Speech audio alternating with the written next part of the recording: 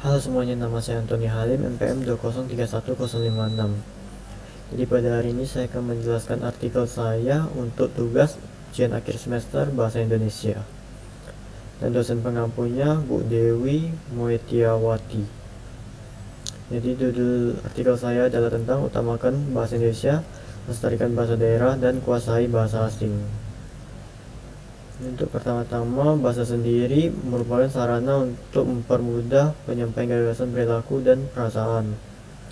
Bahasa Indonesia memiliki peran yang sangat penting, yaitu sebagai bahasa persatuan, mengingat banyaknya bahasa daerah yang dimiliki oleh negara Indonesia.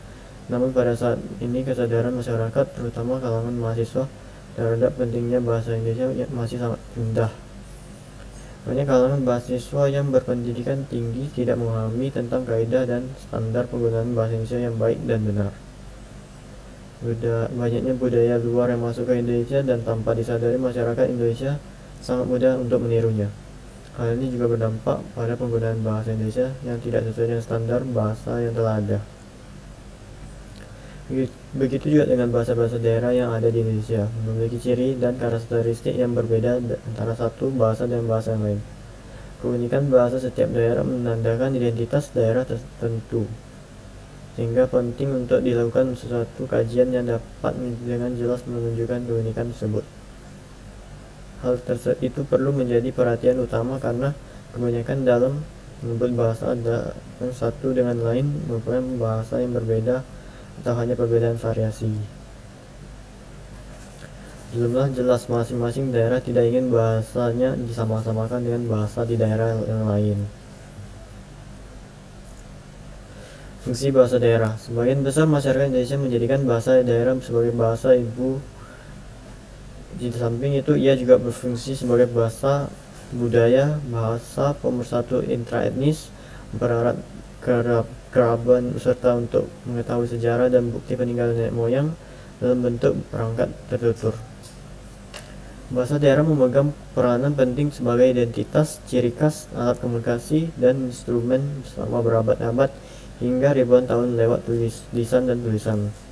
Beruntung bagi anak yang lahir dari keluarga yang membiasakan bahasa daerah dan beraktivitas sehari-hari di rumah. Misalnya kedua orang tuanya suku Batak Mandailing dan berbicara bahasa Batak Mandailing dalam keseharian. Otomatis anaknya akan lancar fasih dan paham aturan budaya, adat dan seni dalam suku Mandailing. Begitu pula yang suku Jawa, Melayu, Aceh, Karo, dan yang lain-lain.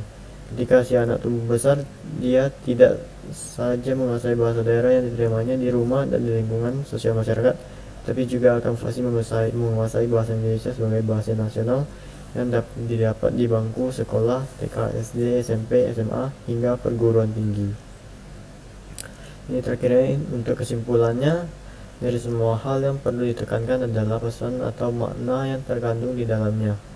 Makna atau pesan tersebut disampaikan dengan berbagai wujud, bentuk sesuai dengan zamannya, karena sebenarnya makna tidak hanya didapatkan setelah membaca ringkasan filosofi hidup orang Jawa, melainkan makna dipelajari melalui proses kehidupan, proses perjalanan, sehingga itu yang diwakilkan oleh orang terdahulu dalam kata-kata bijak yang kita kenal saat ini.